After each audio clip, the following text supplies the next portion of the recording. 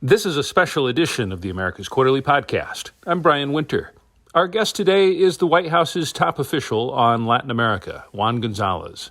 Juan is here to discuss the major and potentially transformative deal announced this week between the U.S. government and Venezuela. There's a lot going on here, but basically the U.S. is partially lifting sanctions that have been in place for several years on the dictatorship of Nicolás Maduro. For at least 6 months, Venezuela, as part of the deal, will be allowed to export oil in far greater volumes than before. In fact, by some estimates, Venezuela's oil exports could double in the near term. In return, the Maduro dictatorship has committed, or so it seems, to holding free and fair elections in Venezuela sometime in late 2024. This is a deal that was months in the making, and in the end, seems to have been more ambitious than many people expected. But it also leaves a lot of unanswered questions, like what happens if this is all a trick and the Maduro government does not hold up its end of the bargain? Is the U.S. really willing to walk away from the deal? What's the fate of the opposition candidate María Corina Machado? Will she be allowed to run in these elections? Will these changes improve conditions on the ground in Venezuela, which has been dealing for years with a humanitarian crisis brought on mostly by the Maduro government's ineptitude, but clearly worsened by these U.S. sanctions that are now being partially lifted? It's a complicated situation. I am skeptical of the possibility for success, as I'm sure many of you are. But who better to explain all of this to us than Juan Gonzalez, who participated directly in these negotiations as the senior director for the Western Hemisphere at the National Security Council, and has agreed to join us during a very busy week. I appreciate you being here. Juan, thanks so much for joining us. Welcome back to the AQ Podcast. Thanks for having me. I should get a T-shirt at this point. As a frequent guest, yeah, that typically comes with the fourth appearance. So I think you're in good shape. So Juan, before we go into details about this deal with the Venezuelans, let me start with a broad question. What is this deal intended to accomplish? That's an excellent question, and I think just what was signed in Barbados yesterday. And I think it is public, is significant in that it includes everything that an electoral expert would say are the necessary ingredients for there to be a competitive election. And the fact that the two parties decided to do this is significant if it is realized. I think fundamentally, this is a question of, what is the theory of change and what are policies that actually can help promote that change. There's what the Venezuelans agreed to, and then in the conversations with the unitary platform. Just to clarify for our audience, the unitary platform is the opposition coalition in Venezuela. Correct. Yeah, the Venezuelan opposition unitary platform that is led with Gerardo Blyde as the lead negotiator. It was trying to empower the Venezuelan side, the unitary platform side, actually to be able to negotiate on some of these democratic outcomes. Because I think ultimately in a democratic transition, for it to actually be characterized by viable outcomes, both sides at the table need to have a relative power, and that's something that we brought behind the unitary platform side. From a policy perspective, it's something that the U.S. can't do, meaning promote democratic change in countries like Venezuela. But what we can do is stand behind democratic actors and support the Venezuelan process. And the president has been, I think, very clear from the campaign to today, which is, we want a negotiated outcome, and we support a negotiated outcome, and we're ready to calibrate our sanctions policy accordingly. And that's really, I think, the culmination of a policy approach, a clear policy position that for the United States to be supportive, this has to be negotiated, peaceful, and democratic. And this is where we are. And the question is really a fundamental one. Where do we go from here? Yeah, but before we get to that one, let me just focus a little bit on what you've already said. And I'm a skeptic on this. I think you know that. And here's why. On the surface, at least, Nicolás Maduro and his government seem politically stronger than they did 2 years ago or 3 years ago. They survived the challenge from Juan Guaidó and everything associated with that. So it's not clear to me why they would agree to anything that might end in them having to leave power. I mean, that's not what dictators do. So in that context, why would they agree to anything that might resemble free and fair elections? Aren't they just setting us up to, deceive everybody once again? So I think you're right to be skeptical. I think, we are eyes wide open about the possibility that this actually won't happen. And we internally in the conversations here made very clear that this is not a sure thing, but it is absolutely worth the risk because the policy that we inherited was fundamentally flawed, was not working. I think left Venezuela worse off and not actually led to change. So what we're talking about are two things. One is Nicolás Maduro going to be serious about the electoral roadmap? And then two, what is the right U.S. policy? I think to answer your question, I think we need to recognize that Chavismo is not monolithic. I think any kind of political grouping as a general matter is not monolithic. And that also in Venezuela, it's not a binary. There are elected officials inside of Venezuela that were elected democratically and that are effectively governing where their constituents have elected them. What is fundamentally flawed is that there has been a closure of the democratic space.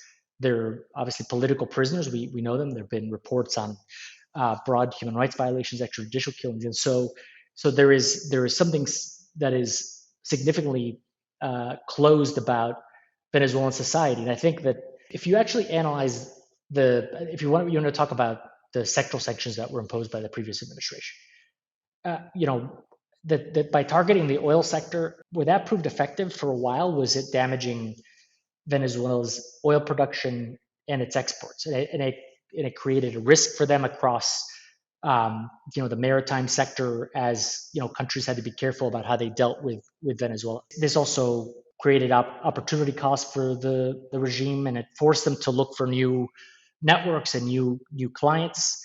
But the further you go down this rabbit hole of just completely closing off a sector in a country, the targets become much more sensitive, and there are diminishing returns. You have to invest an insane amount of effort to identify, target, and sanction certain actors. And if you look right now, Iran is bringing gasoline to Venezuela on sanctioned vessels.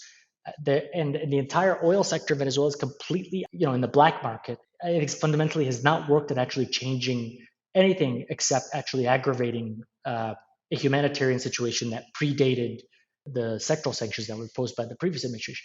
At the same time, when we have gotten calls from some in the international community and even our own members of Congress to unilaterally lift sanctions as a way to alleviate the humanitarian situation, it ignores that the closure of democratic space, that the mismanagement of the economy that started during Chavez's tenure, but the chickens came home to roost after he passed away. All that predated the sanctions.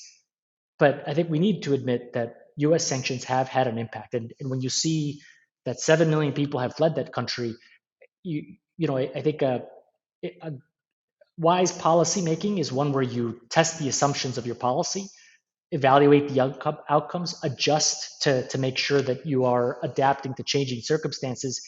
But these aren't the debates that we have over Venezuela policy, which tend to be, I think, influenced by politics, by emotion.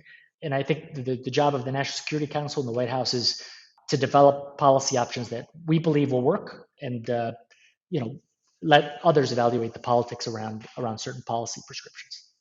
So what I'm hearing, if I can try to synthesize this, maybe with a little bit of, let me do my best here. This sanctions against Venezuela, in your view, and the U.S. government's view, and the Biden administration's view, sanctions were a bad policy, one that contributed to the economic crisis in Venezuela, that contributed, therefore, to the exodus of people from Venezuela, many of whom have been attempting to cross the U.S. border. At the same time, those sanctions provided some leverage, I suppose you could say, that could be used to try to contribute to a democratic opening in Venezuela. I mean, is that basically the thought process here? I think that's exactly right.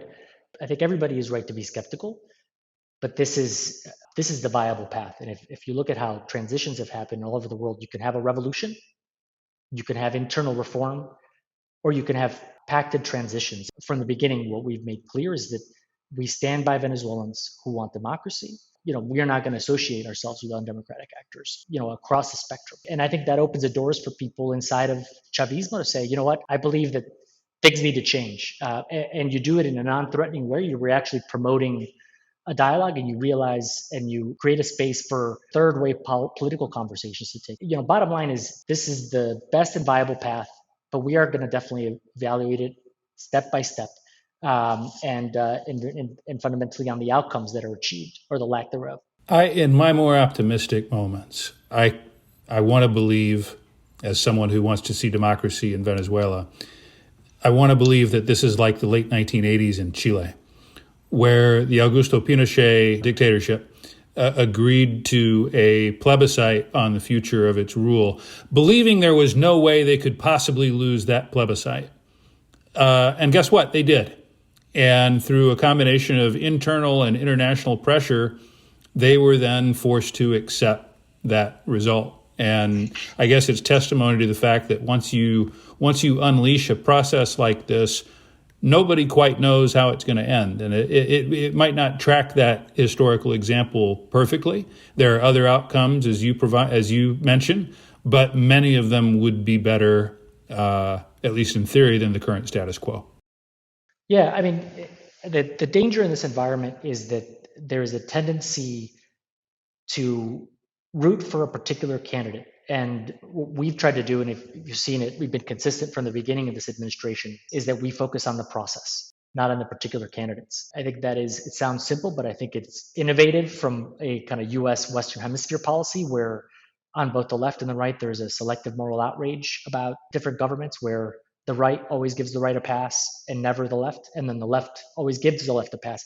And you see that in the discourse that is taking place in the hemisphere around democratic issues. In that regard, leaders like Boric are very refreshing because he doesn't care where you're on the political spectrum. A human right violation is a human rights violation. And that is the conversation that we really desperately need to be having in the Americas. Let me ask, though, about a specific candidate, María Corina Machado, because it does seem, if we believe the polling that we've seen, that she is the person who's likely to win these opposition primaries that are coming up.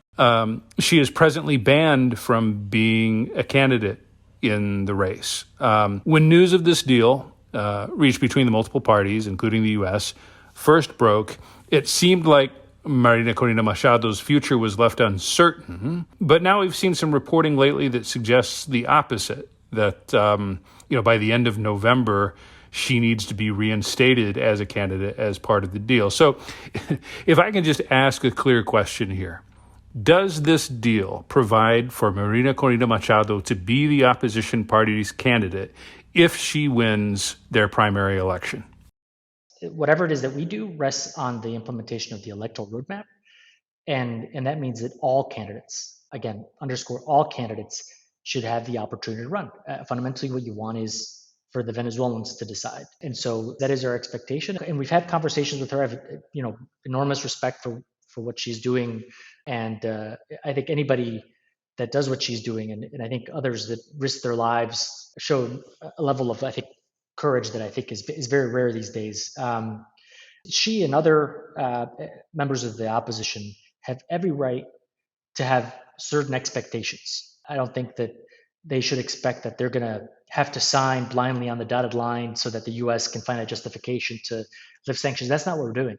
But we should have the debates about what is it going to take and what is a level playing field and what is a competitive election.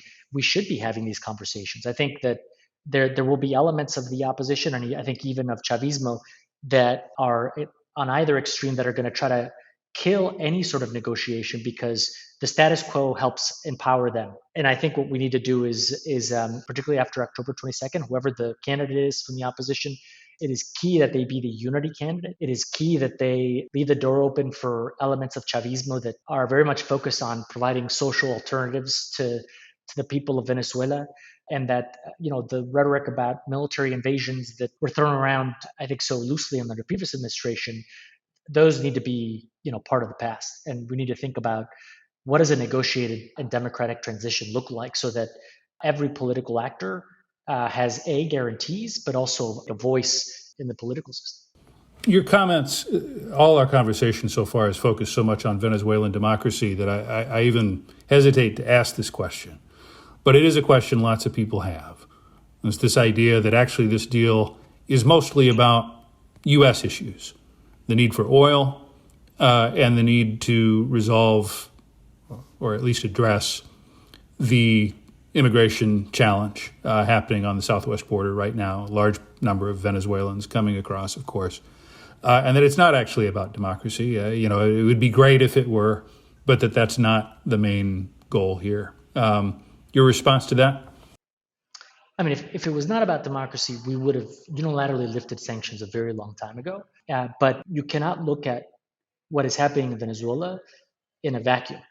And sometimes in the political debate, people ignore the migration challenge is a real one. I think also given global dynamics, the role of China, Russia, Iran, and their expansion inside of Venezuela, even in the face of sanctions, these are valid policy considerations that we need to think through as the United States, where our number one directive as National Security Council officials is the national security of the United States. But the democratic ingredient for us is essential. And that's why when even members of our own party have called for the unilateral lifting of sanctions, that we've not been responsive to that. I think in good faith, we cannot do that. It is not actually something that I think the president believes in. And it is something that we don't think will actually improve the lives of Venezuelans. But we do need to weigh all these options. And that is really important because it doesn't lend itself to play politics with this policy. It lends itself to having a debate about what is the right policy mix that actually will achieve those outcomes. And I think that we have an opportunity here, though the probability is nobody can predict, but we can help Venezuelans move in the direction toward competitive elections. We can address the economic, political, and humanitarian situation in that country. We can address the migration situation. We can continue to drive a wedge between external actors that have malign intent in the Western Hemisphere. And that is, I think, it requires us to make sure that the democratic calculus is at the core of what we're doing. And a commitment that we have made to the unitary platform is that if this electoral roadmap is not leading toward competitive elections, then we need to be willing to walk away from it. And the Secretary of State's statement issued last night, made that very clear. That by the end of November, we need to see concrete steps on not just the rehabilitation of candidates, but also on the release of Venezuelan political prisoners. And I think a prime responsibility, the first responsibility of the president is to Americans, and wrongfully detained Americans need to come home, because that's also, I think, a necessary ingredient for us in the United States. So just to recap, this is about migration. Yes, this is also about energy supply. It's about oil. But despite that, the U.S. is willing to walk away as soon as November from this deal and go back to the pre-deal status quo if the terms regarding Venezuelan democracy are not met. Yeah, I mean, after November, if they've not followed through, we're gonna take steps to reverse what is happening, and that is an ongoing political debate inside our government. I think what I've learned the most from this whole process is that at least in this White House and this National Security Council, we debate openly all of these policy issues, and those that come to the table with proposals need to be able to defend them, back them up, demonstrate outcomes, and the engagement with Congress to get their views is ultimately a process that leads to better policy outcomes. So are we going to reimpose full sectoral sanctions, or is there a better, more targeted approach? These are questions that I think need to be discussed with the Hill, and need to be discussed with the unitary platform and with others to figure out what is the right snapback. But I have heard from the Hill and others that really this agreement is going to be evaluated by basically a number of elements. Number one is, how much money is going to go to Venezuela, and two, what are we getting in return? Like, what is the outcome? And then three, the credibility of our snapback or the reimposing of sanctions. And the Secretary's statement has made very clear that we will continue to reimpose sanctions after November if there has not been progress. Juan, what was it like to negotiate with these guys, with the Maduro people? I mean, I'm intrigued by something you said earlier where you talked about this idea of, I suppose, less hardline voices within the Venezuelan government, within the Maduro camp. What, for our audience, in your experience of negotiating and talking with these guys, what would surprise us? I think we started these conversations with the unitary platform and thinking about, what our approach would be, as we did have some, direct engagements with the other side to support them getting to this electoral roadmap. What you realize is, you need to start these conversations recognizing the kind of dignity and the humanity of the person across the table, even if you disagree with absolutely everything that they believe in. And in the course of these conversations, you start to understand, not sympathize or agree with, you see their rationale. And in any sort of negotiation, I'm not by no means an expert, but in my career, it is at least the people that I feel like I interact most effectively with are the ones that are less ideological and are more looking at finding a path forward. And that those negotiations, I think, are most effective. The other is that but it, aside from just the personal dynamic, is that I found in some ways the negotiations inside our own government somewhat difficult, because there are these considerations, as you laid out, are vast, and there are a variety of views. And then obviously consultations, that we had some discrete consultations with members of Congress, and so you're not dealing with really one party, you're dealing with multiple parties and multiple negotiations. And I think fundamentally we got lucky that some of these elements aligned for what we believe was a solid first step.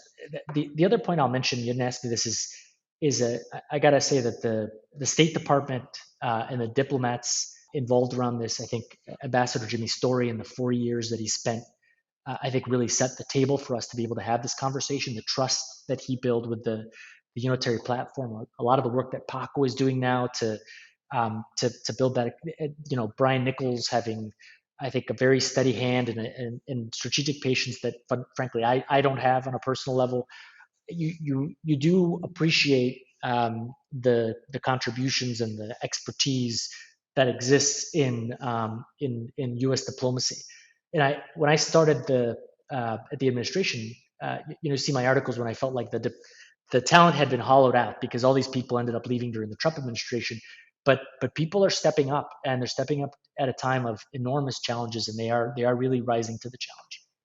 Before we go, I want to ask you about two other topics. The first one, it's another difficult story in the region, Guatemala, where we see parts of the political establishment that are still trying to stand in the way of Bernardo Arévalo, who was democratically elected in August, and try to prevent him from taking office on January 14th.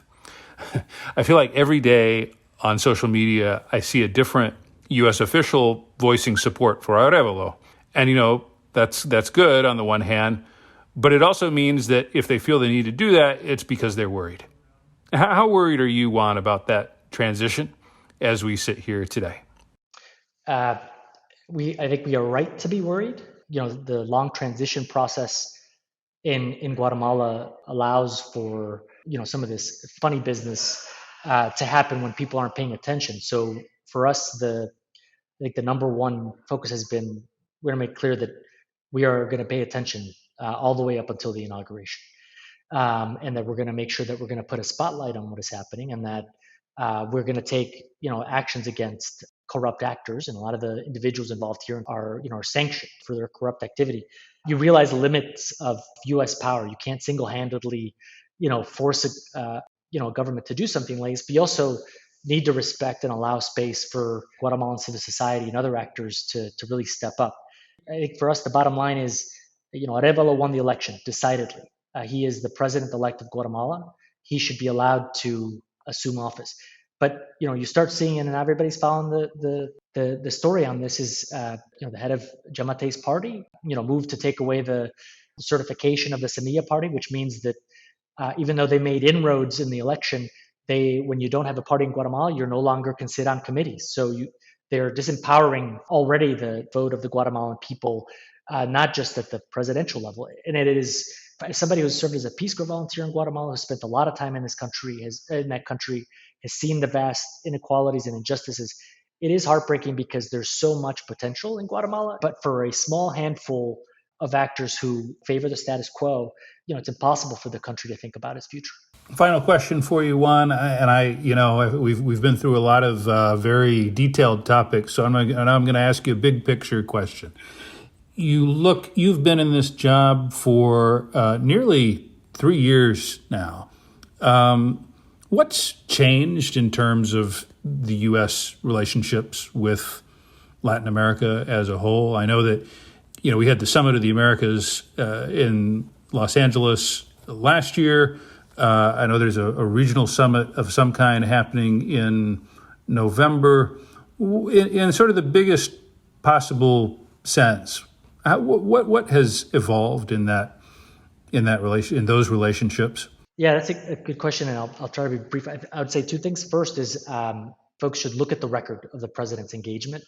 He has been personally engaged and actively engaged, even though everything else is going on in the world.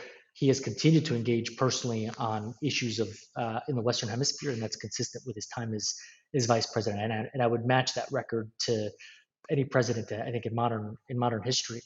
The other is that at a time when the world is reorganizing itself, we're in the middle of a massive energy transition that will produce massive dislocations. On the whole, Latin America is much more stable than the rest of the world. Where I think things have evolved is that leaders and governments understand that this president has a very sophisticated and informed view of the region, and that when we mean what we say about democratic practice has allowed, I think, governments to confide in the fact that the United States is not going to pick sides when really the focus should be on supporting a democratic process. We've been able to have conversations with countries like Brazil about what a strategic relationship looks like this century, and really trying to put that together.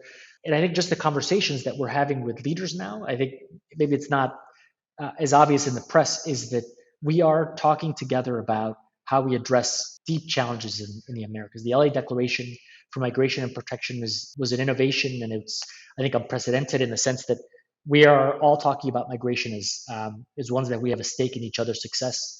The Americas Partnership is one where we're looking at addressing some of the lack of tools and the ability to, as middle and high income countries, find ways to grow and to compete at a time when there's technological change is moving at a pace that Latin America is not keeping up with. And these are the conversations we want to have. I think in the past and at the beginning of the administration, the politics distracted and even shaped the dynamic. And now so you don't really hear many governments calling us the empire or trying to blow up meetings. People are actually talking about the core issues that matter to Latin America and the Caribbean. And at the core of it is the President of the United States as an active participant who's invested in the prosperity of the Western Hemisphere. I'm sure you've heard this perception, though, that, people who say things like, oh, the U.S. just doesn't have a policy towards Latin America right now. There's no strategy, or the U.S. is ignoring the region and it's not paying enough attention. I know that given the nature of your job, of course, you work with Latin America all day, but I'm sure you've heard these perceptions. And my question is, how do you react to that? Because some of this it's not just partisan. I mean, I hear this sometimes from government officials in the region, and from some people who are in the Democratic Party as well. So what's your response to that? Yeah, I mean, what I'll say is I've been doing this for almost 20 years, and then obviously I'm from the region, and that has been a refrain from the time I remember, and it means different things to different people. To some, lack of engagement means, oh, we need more FTAs. For some, it means more meetings.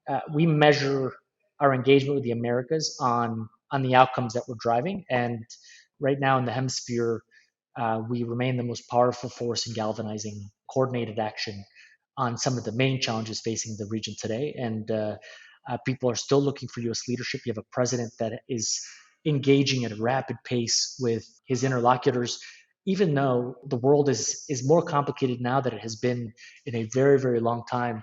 So if you were to define our strategy toward the region, it would be in two parts: is that the president has a vision for a region that's secure, middle class, and democratic, and that informs everything that we do. He wants us to be doing more for the region, with the region, not for the region. And ultimately, I think the outcomes speak for themselves. Juan, thank you so much for taking time. Busy day, busy week, busy years to talk to us. We always appreciate it. Thank you for having me.